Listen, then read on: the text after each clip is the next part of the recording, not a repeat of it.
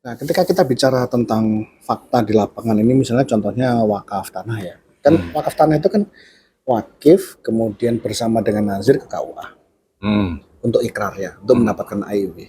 Setelah AIW itu keluar, kemudian AIW dengan nazir, dengan sertifikat yang masih nama wakif ini dibawa ke BPN, kemudian dirubah menjadi sertifikat wakaf ya. Jadi ada dua hal kalau saya lihat di sini dalam proses itu tadi, KUA akan mencatat, nazir juga akan mencatat, gitu ya. Saya sempat terpikir itu begini Pak, kalau tanah itu semua harus mendapatkan AIW itu di KUA, mestinya digitalisasi di KUA insya Allah lengkap. Kalau untuk tanah saja ya. Gimana menurut Pak? Ya itu kalau nggak salah teman-teman di Kemenak sedang ke arah sana. Oh, iya. Jadi mereka sekarang sudah mulai memberlakukan AIW digital juga. AIW digital. Jadi ya. untuk melakukan AIW itu wakifnya juga dan nazirnya mungkin ya. Kan biasanya memang sepakat dulu tuh di lapangan. Nanti input di form secara digital. Betul. Ke kantor KUA itu hanya untuk tanda tangan lah gitu ya. Tapi ikrarnya di mana nih? Di KUA. Ikrarnya di KUA ya. Ya kalau nanti bisa dilakukan digital signature, digital ikrar ya bisa aja. Tapi minimal kan bisa aja kalau misalnya udah ngomong-ngomong pakai Zoom gitu, oke ya, udah setuju ya, yuk kita tanda tangan digital signature masing-masing. Pakai tanda tangan, jadilah itu sebenarnya. Bisa sebetulnya ya. Nah, nanti begitu sudah jadi, kemarin kita juga usulkan ya, begitu sudah masuk, jadi kan udah sepakat AIW itu. Kalau sekarang kan masih datang ke KUA tanda tangan, terus mungkin di scan, di upload itu ya. Oke, jadilah AIW itu. Jadi AIW dan tersimpan juga di database-nya Siwak. Nah, tapi ini yang penting lagi setelah ini harusnya itu secara otomatis itu langsung jadi daftar ke BPN. Oh, jadi harus ada integrasi dari Siwak ke BPN. Jadi begitu dia sudah close di AIW, otomatis langsung daftar ke BPN tuh. Semua syarat-syarat masuk, tinggal nanti BPN melakukan panggilan aja. Ayo datang sini untuk melanjutkan step selanjutnya. Nah, ini menarik Pak, karena kan kita semua tahu ya bahwa kadang yang menjadi masalah tanah wakaf itu sampai kemudian digugat oleh ahli waris dan sebagainya itu karena nggak selesainya proses. Nggak selesainya proses itu bisa terjadi karena AIU-nya nggak ada, karena hanya lesan saja. AI-nya ada, tapi sertifikat wakafnya belum. Gitu. Jadi proses itu menjadi lama. Sehingga kalau ada ide ini bahwa ketika AID sudah terbit, maka kemudian langsung dilaporkan secara digital ke BPN, langsung tinggal, itu kan sangat. Karena di BPN juga kalau mendaftarkan tanah wakaf kan sudah digital juga. Udah input digital juga itu. Sistem digitalnya dia juga udah lumayan bagus lah ya di BPN ya. Jadi itu ngapain input lagi kalau sudah ada di sini? Tinggal diintegrasiin, nanti tinggal di confirm aja, panggil orangnya, confirmnya udah di print. Bener nggak? Bener tanda tangan. Nah, gitu kan. Itu keren itu. Langsung gitu. Nah, itu yang kita harapkan nanti bisa ini ya. Mudah-mudahan nanti kerjasama antara BPN, Kemenak, BWI ini ya, mungkin tiga. Kalau ini sebenarnya udah diinisiat dari tahun lalu ya, cuman kan dari Kemenak juga sedang mengembangkan sistemnya. Betul. Mudah-mudahan sih tahun ini ya bisa. Apalagi nanti kalau didukung BPN, dah ini kan nggak ada biayanya gitu. Tapi memang susah itu kan biaya lapangan. Iya betul. Tapi sekarang udah ada ini juga solusi, biaya lapangannya dibiayai oleh Basnas. Kan ada juga yang untuk itu kan bisa diusulkan. Jadi itu beberapa sudah pakai gitu juga. Yang sekarang ini yang terutama yang lama-lama ya, yang lama-lama mau kita sertifikatkan kan perundungan tuh banyak. Iya. Ya mudah-mudahan ada cara lah, selalu ada cara gitu. Iya.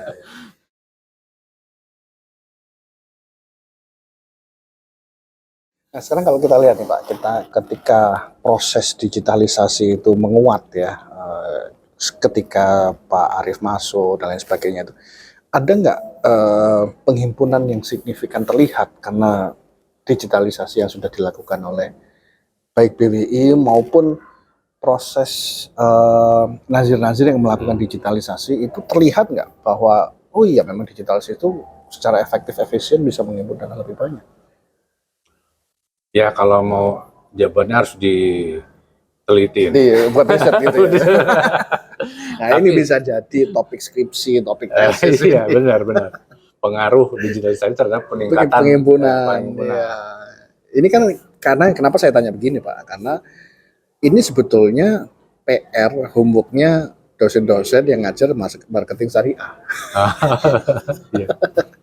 Gimana dia caranya supaya bisa membuat suatu strategi pemasaran yang bisa menghimpun dana wakaf jauh lebih banyak dibandingkan dengan cara yang Jadi lain. kalau kita lihat wakif, tipikal wakif ya. Kalau yang corporate, yang gede-gede nih, kayak misalnya PTNBH, masih 50 miliar, ini kan nggak mungkin digital itu biasanya ada proses itu ya. Itu kayaknya memang bukan ininya lah, nggak apa-apa. Tapi itu prioritas karena besar, jadi pendanaan sendiri. Terus yang kedua, wakifnya ini sendiri kan juga ada wakif yang perorangan ya. Perorangan ini kan ada yang tipikal yang sudah digital literated gitu ya, sama yang memang masih senangnya itu ya masih suka ngasih datang atau offline. Dipanggil didatengin gitu ya ini. Jadi prosesnya dia tinggal ini. Ya itu nggak mau ya bagi si Nazir semuanya dilakukan. Yang B2B-nya iya gitu ya, terus yang priority wakif juga tetap didatengin. Nah tapi yang seperti yang milenial sekarang ini kan udah mulai kesadarannya makin tinggi, literasi kan udah makin naik dan juga mereka senangnya mendigital itu.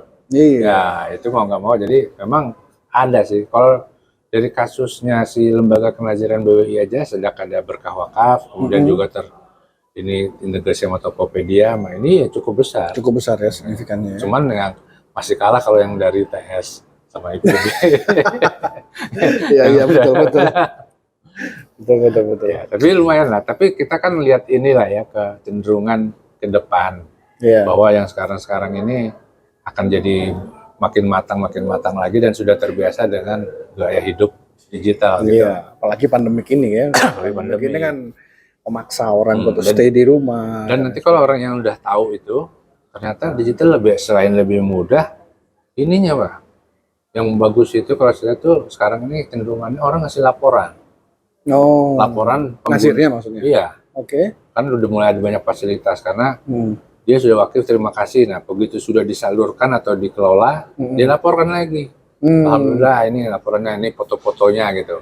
Walaupun belum sampai ngasih laporan keuangan ya, tapi minimal laporan kegiatannya ini terus testimoni gitu kan. Nah itu sudah cukup lah bagi si wakifnya senang. Karena itu jadi meningkatkan trust. Karena didahului dengan transparansi, didahului dengan reporting yang komprehensif, disclosure dan sebagainya. Malah gitu ya. ini, kemarin itu kan ada yang model baru tuh, wakaf melalui security crowdfunding. Nah, coba ceritanya gimana tuh Pak? Jadi sekarang ada dua sekarang, barusan aja yang terakhir sinergi. Yang pertama itu klinik Panacea, klinik wakaf. Bisnis prosesnya bagaimana itu Pak? Nah, dia butuh dana. Siapa? Klinik Panacea ini. Klinik Panacea ini. Nah, Panacea ini yang punya yayasan wakaf. Yayasan wakaf. Kliniknya PT. Kliniknya PT. Tapi PT ini kan dimiliki oleh si yayasan. Karena memang yayasan yang maju-maju ini biasanya membentuk unit bisnis. Yang nazirnya yayasan. Nazirnya yayasan. Dia nazir yayasan. Pengen wakaf produktif. Butuh dana. Wah, kemudian salah satu pilihannya adalah klinik misalnya ya. Nah, klinik ini kan supaya comply sama bisnis kan enaknya pakai PT. Legalitasnya biar dia lincah lah gitu. Jadi 100% dimiliki yayasan. Ya, mungkin 99% ya 1% mayoritas bisa. Nanti kalau ada untung ke yayasan kan, jadi yayasan jadi penyalur aja tuh, penyaluran. Ya seperti Bill Gates, Gates Foundation gitu kan. Itu kan dari bisnisnya dari masuk ke yayasan. Jadi yayasan tuh kerjanya menyalurkan, nggak nyari, nggak penerimaan masuk ke unit bisnis masing-masing. Betul. Nah dia butuh dana 5 miliar gitu. Kalau dari wakaf berapa lama tuh? Kan lama kan ya. Nah dia tawarkan ke mekanisme security crowdfunding. Jadi komersil nih. Kerjasama lah dia sama salah satu provider SCF. Nah, SCF akan mendue diligence ini proyek wakaf ini. Due diligence ya. Due diligence. Oh bagus nih. Oke. Udah analis dia bilang ini bagus. Oke lah dia bilang mau apa penawarannya 5% ini dalam bentuk saham atau dalam bentuk sukuk. 5%, maksudnya kebutuhan. Sorry, 5 miliar tadi, 5 miliar tadi dalam bentuk saham sukuk. Ya, kalau misalnya saham, kalau berarti saham kan berarti kan wakaf nanti orang beli saham kan? Ya, berarti itu nggak lagi 99% lagi nanti. Nggak. Jadi misalnya katakanlah 30% disalurkan untuk 5 miliarnya 30%. Ya. Nanti tinggal nanti proporsional aja kan? Ya, betul. Kalau sukuk tenor 2 tahun atau maksimal 2 tahun ya kalau di SCF itu. Ya mau 1 tahun, 4 tahun terserah. Ya nanti 5 miliarnya pas habis tenor dibalikin 5 miliar. Ya. Kuponnya itu negosiasi bisa per 3 bulan, per 6 bulan gitu. Nah, tergantung si nazirnya yang punya proyek ini dia lebih mau yang prefer yang mana. Ya. Kalau ada yang sulit berbagi ownership, ya sukuk. Berarti sukuk pilihannya. Nah, tapi kalau yang nggak mau pusing bayar cicilan, ya berarti dia saham. Jadi ya, bagus memang ini. Bagus. Tawarin kan pakai lewat mekanisme si SCF ini. Nah, bagusnya lagi SCF-nya ini, pas waktu dia nawarin ke investor, dia bilang, bahwa mau invest berapa? 10 juta. Nah, kan minimalnya 1 juta misalnya satu kepada publik. Oke. Itu kan di bawah OJK ya. SCF kan udah resmi di bawah OJK, jadi dia bisa menawarkan ke publik mau bisa ribuan investor. Iya. Nggak kecil-kecil. Ya, misalnya kemarin itu kalau nggak salah 100.000 minimal satu.